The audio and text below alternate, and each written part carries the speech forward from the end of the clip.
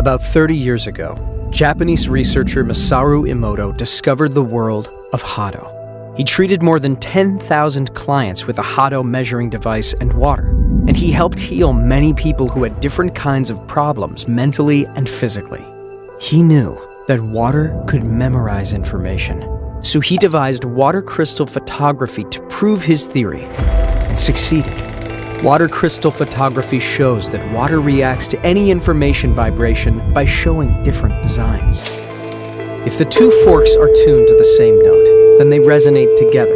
This is how energy is transmitted into two vibrating objects of the same natural frequency, two forks that are slightly tuned to different frequencies. Despite they are 2 hertz differences, and they're not conducting or resonating with each other. Nikola Tesla once said, "If you want to find the secrets of the universe, think in terms of energy, frequency, and vibration."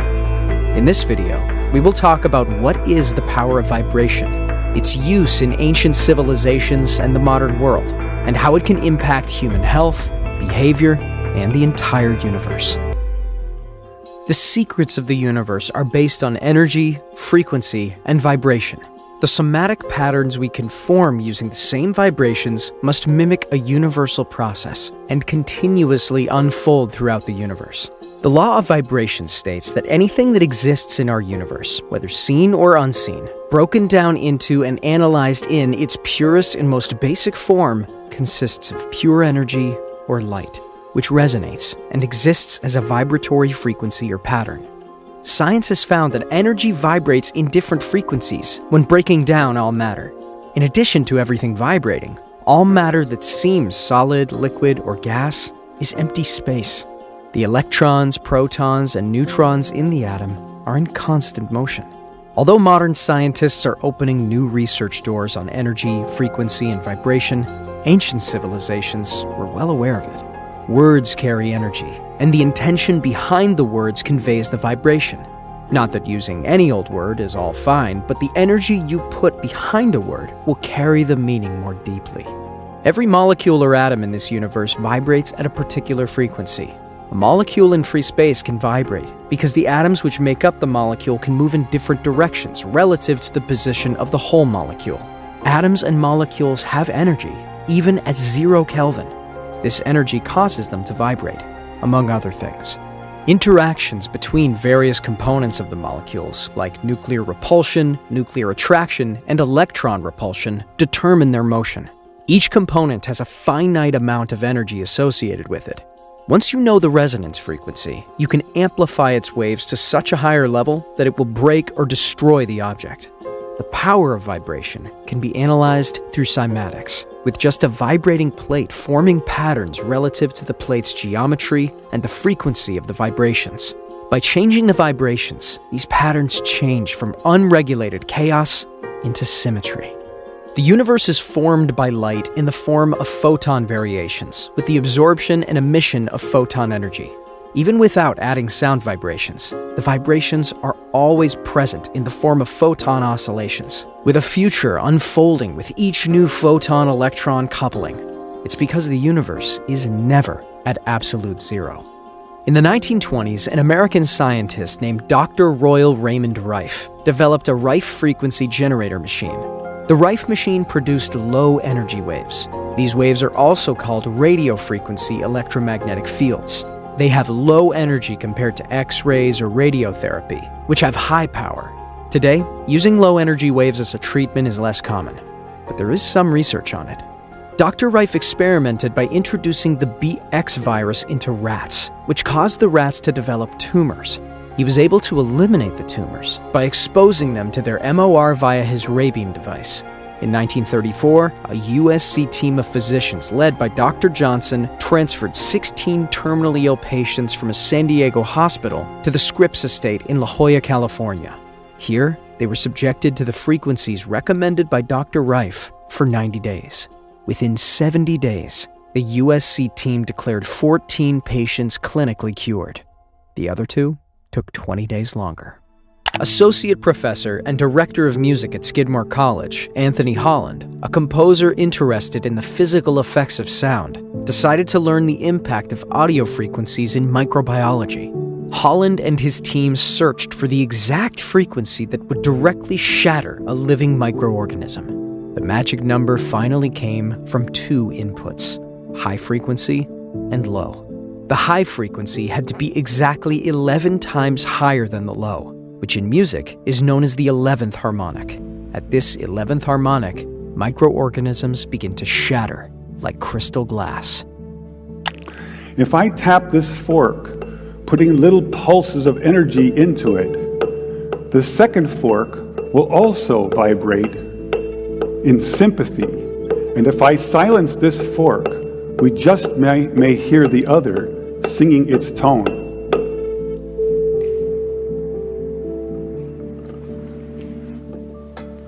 We say that I'm inducing a sympathetic resonant vibration in the second fork.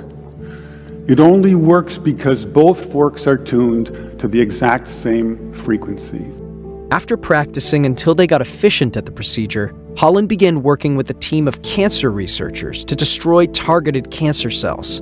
First, they looked at pancreatic cancer cells, eventually discovering these cells were specifically vulnerable between 100,000 and 300,000 hertz. This results in an invitation to spend 4 months in a cancer research lab trying to shatter cancer cells. This is our setup in the lab. You can see the microscope with cancer cells on it. Here's the plasma tube, and here's my little frequency control box. So first we attack pancreatic cancer. Take a good look at this slide, because the next one will look quite different.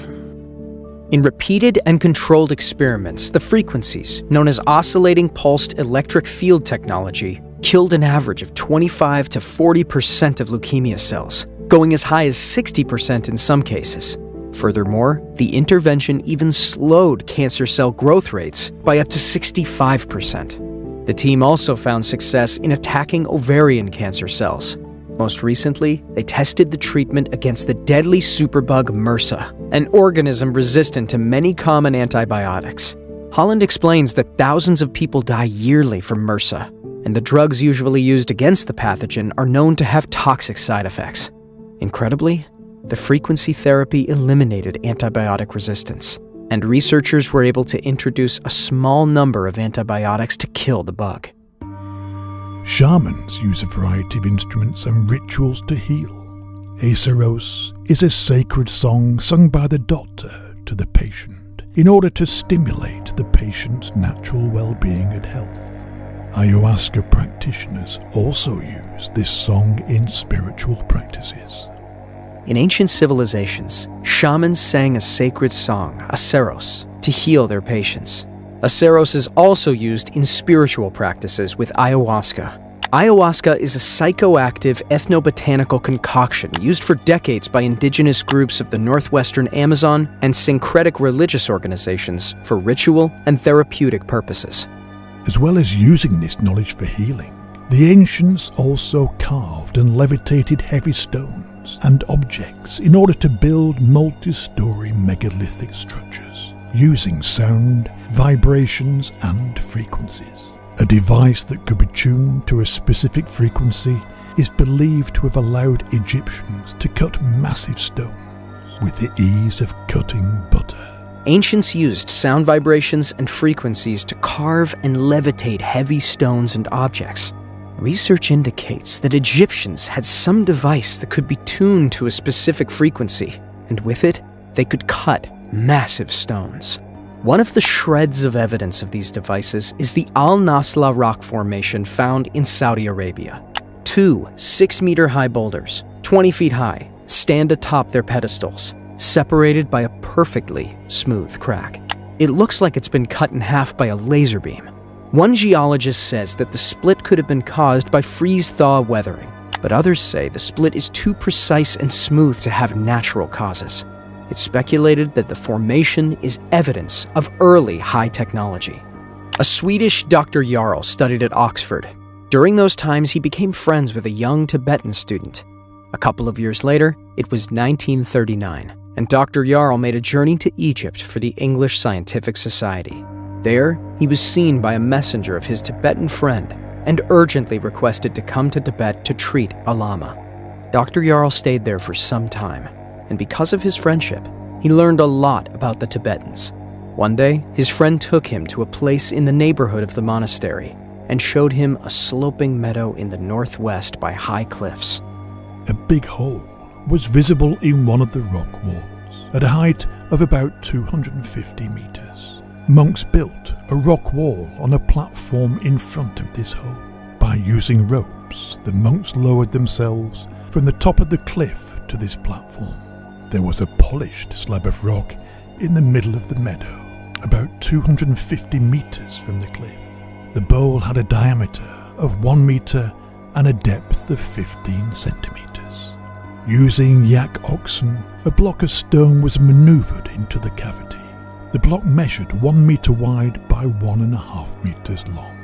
Then, 19 musical instruments were set in an arc of 90 degrees at 63 meters from the stone slab. The radius of 63 meters was measured accurately. There were 13 drums and 6 trumpets among the musical instruments. 8 drums had a cross-section of 1 meter and a length of 1.5 meters. All the drums were open at one end, while the other had a metal bottom on which the monks beat with big leather clubs. The monk behind the small drum signaled to start the concert when the stone was in position. The small drum was very sharp and could be heard even with the other instruments making a terrible din. All the monks were singing and chanting a prayer, slowly increasing the tempo of this unbelievable noise. During the first 4 minutes, nothing happened. Then, as the speed of the drumming and the noise increased, the big stone block started to rock and sway. And suddenly it took off into the air with an increasing speed in the direction of the platform in front of the cave hole, 250 meters high. After 3 minutes of ascent, it landed on the platform. The monks used this method to transport 5 to 6 blocks per hour on a parabolic flight track, approximately 500 meters long and 250 meters high. From time to time, a stone split, and the monks moved the split stones away. Dr. Jarl was the first foreigner who had the opportunity to see this remarkable spectacle. Because he had the opinion in the beginning that he was the victim of mass psychosis, he made 2 films of the incident. The films showed the same things that he had witnessed. The English society for which Dr. Jarl was working confiscated the 2 films and declared them classified. This action is rather hard to explain or understand. Monks used musical instruments to levitate the stones from their place. The harmonic tuning of the drums and trumpets with the loud chanting of the priests added to the combined effects created an anti-gravitational effect and jolted the heavy rocks. Abdul Hassan Ali al-Masudi, an Arab historian from the 10th century AD, wrote about ancient Egypt and the methods he alleges they used to move massive stones, including those used to build the pyramids. He claimed that a magic papyrus imprinted with symbols was placed under each rock, after which a metal rod was struck against the stone to initiate the levitation process. According to al-Masudi, the stone would be guided along a fenced path with metal poles. Some believe these poles could have been used to create high-frequency sound vibrations, which would have been responsible for creating the levitation effects. Outside of this written testimony, which is open to interpretation, there is no direct evidence to suggest the pyramids were constructed by acoustic levitation. But the Great Pyramid of Giza possesses some extraordinary acoustic properties, demonstrating the capacity to amplify sounds generated at specific frequencies dramatically. The Egyptians who built the pyramids on the Giza Plateau knew a lot about sound, and knew how it could be used to produce powerful effects, possibly including levitation. In 2015, a device built by a team in Spain successfully levitated and manipulated small objects with sound. Here's an interesting old video of an acoustic levitation device by Dr. David Deek. Scientists already knew that sound waves create oscillating pockets of pressurized air, which can produce a force on an object capable of counteracting the pull of gravity. But while ultrasound levitation devices do exist, they all rely on standing waves, created when 2 sound waves of the same frequency are emitted from opposite directions and superimposed on one another. That means all previous devices require 2 sets of transducers. In 1987, Dr. David Deek designed and built an acoustic levitation and did a microgravity experiment for NASA-related subject matter. The 12-inch cubed plexiglass Helmholtz resonant cavity has 3 speakers attached to the cube by aluminum acoustic waveguides. By applying a continuous resonant 600 Hz sound wave and adjusting the amplitude and phase relationship amongst the 3 speakers, he could control levitation and movement in all 3 axes of the ambient space. The research was used to show the effects of microgravity conditions in orbit in the space shuttle environment.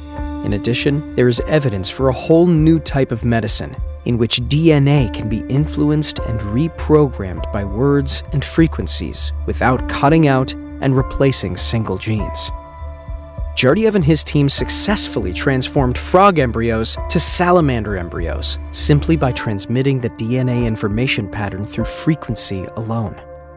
Gurdjieff's research group proved that with this method, chromosomes damaged by X-rays, for example, can be repaired. They even captured information patterns of a particular DNA and transmitted it to another, thus reprogramming cells to another genome. So they successfully transformed, for example, frog embryos into salamander embryos simply by transmitting the DNA information patterns. According to Russian researchers, our DNA is not only responsible for the construction of our body, but also serves as data storage and communication. The Russian linguists found that the genetic code, especially in the useless 90%, follows the same rules as all our human languages.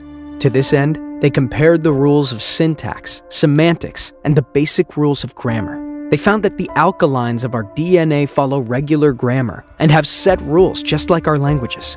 So human languages did not appear coincidentally, but are a reflection of our inherent DNA. Dr. Lee Bartel, a professor emeritus of music and health and music education, is a leading researcher and expert on how our cells are affected by sound. He explores how sound can stimulate cells in your body and brain to reduce the impact of fibromyalgia pain, Alzheimer's disease, Parkinson's disease, and depression, and even increase blood flow. A common consumer vibroacoustic device is used to treat these health conditions. Researchers found that they could document brain cells firing at the frequency of the stimulus. Therefore, they could use the stimulus to bring about desired brain states, like delta sleep, which measures about 40 hertz. Many years after I started doing this, I discovered that I could just use a single pitch, like this. 40 hertz, remember this sound. Very low, it's like low E on the piano.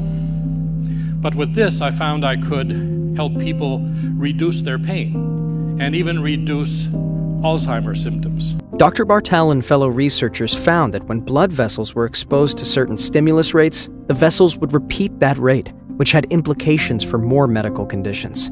He explains how these stimulus pulses affect multiple levels of bodily functions and brain patterns, even to the point of intra-brain communication, helping one side of the brain synchronize with the other. Such neuroscience music therapy was shown to help kids who had gone through cancer treatments help renew gamma activity.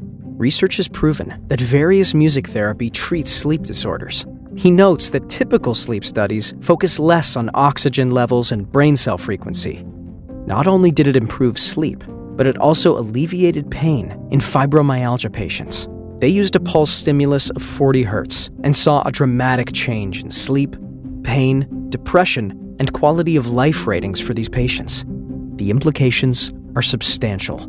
We can re-regulate brain circuits and cellular function rather than just brain states. When you encounter a click, like this, what's happening is that compressions of air molecules are coming to your ear, and your ear is translating that into an electric impulse and sending it to your brain, something like this. So it goes up the nerve and into the neuron, except it's not just one neuron, it's probably thousands or millions of neurons that are responding right to that click. Just a bit of information here. When we have one click coming to our ear, we call it 1 hertz. It's a measure per how many per second. When it's 5 per second, we call it 5 hertz. When it's 40, we call it 40 hertz.